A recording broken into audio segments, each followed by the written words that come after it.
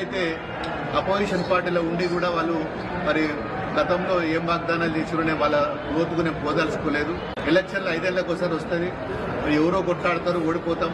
మరి వాళ్ళని కూడా మరి రేపు జరగబోయే అభివృద్ధిలో మీరు కూడా భాగస్వాములు కావాలని చెప్పి నేను వాళ్ళని కూడా రిక్వెస్ట్ చేసుకుంటున్నా.